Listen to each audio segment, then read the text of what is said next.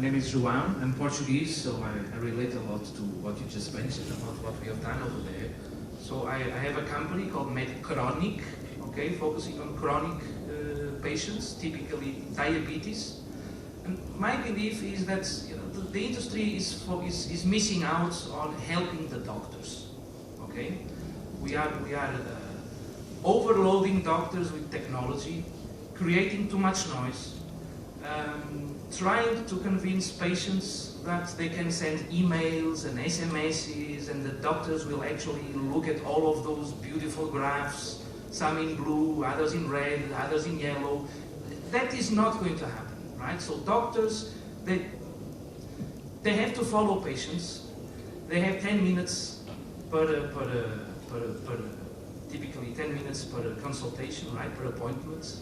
That is not enough time. And the industry, the technology industry, instead of helping them out, is frightening them with buzzwords, big data, security, I mean, the problems are there, but they're not worse than they were before. If I enter a hospital and I go to the endocrinology service, I see people there, right? They're there. So most probably they're diabetic, right? I see them, I meet them, I talk to them. What's the privacy issue? They're there. So we're missing out on some basic stuff, right? Trying to promote things that are accessory, missing out on the essential, from my point of view.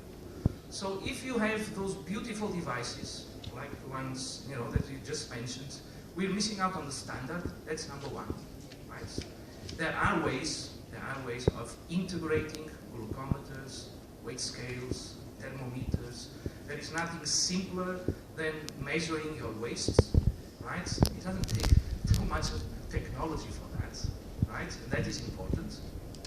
So what you need is to help out the doctor. That is my point of view, okay? And giving him a unified dashboard of all of that information that we are able to capture nowadays from existing devices, not from science fiction devices that are coming up in the next 10 years. That's fine, but let's focus on what we have today, because those are cost effective, number one.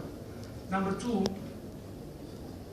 as a medical doctor, and I believe in the power is and should be with the doctors. I fly a lot, but I'm never ever going to get on a plane if there is no pilot in it. I assure you of that. Okay? So I want the doctor to take care of my health. Okay? Not myself. And we need to help them in their education. So I'm an engineer. Okay? That's why I'm saying it. And when they go to university, right? I think doctors need to be made technology savvy, technology proficient, right? And understanding that technology is helping them out and not just creating too much. So I would like to know from you what is your view on actually giving them a closer link to getting closer to technology and not staying out of it because it is fighting them. My ability hospital to take on all the responsibility. Can I tackle the questions that are relevant from there? The first one is that with diabetes care, the physician is absolutely not the one who what you're doing is you're empowering the patient. The challenge for us is to be assisting them and guiding them. And if I try to manage somebody's care or a physician tries to manage somebody else's care, it comes out, you see that there's such obscure period of care. You will not get better.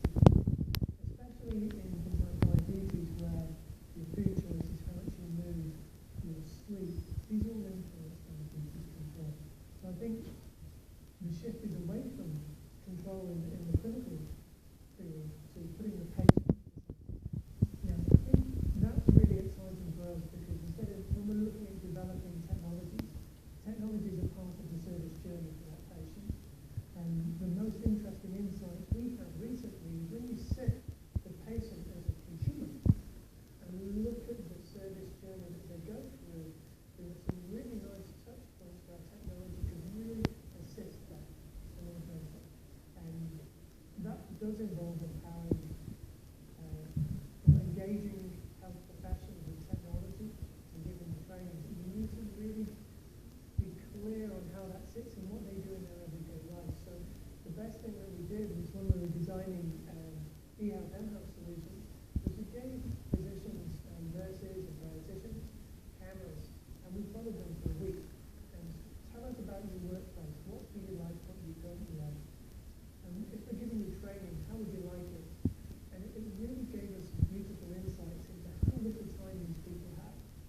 And you're right, they don't want to get bombarded with SMSs. There's no way for us to deal with it. We need that to be you to do that. I'll see you if you've got a real problem. But what you need to have done when you're bringing a real problem to me is bring that thought through what you would like from me. And I think the problem at the moment with technology that we've got is that we think we know what people want. And I would urge us to co-design them with patients, with care teams to think about the service. And how does that service journey relate to somebody with diabetes? So just to recap, I don't think that physicians should leave diabetes care, patients should. The second one is, if we're looking at technology, we should look at the service journey for our care, and that would be a really powerful way to build something that would be commissioned. When we were talking before, if we build it into the system and have something that can be commissioned, people will.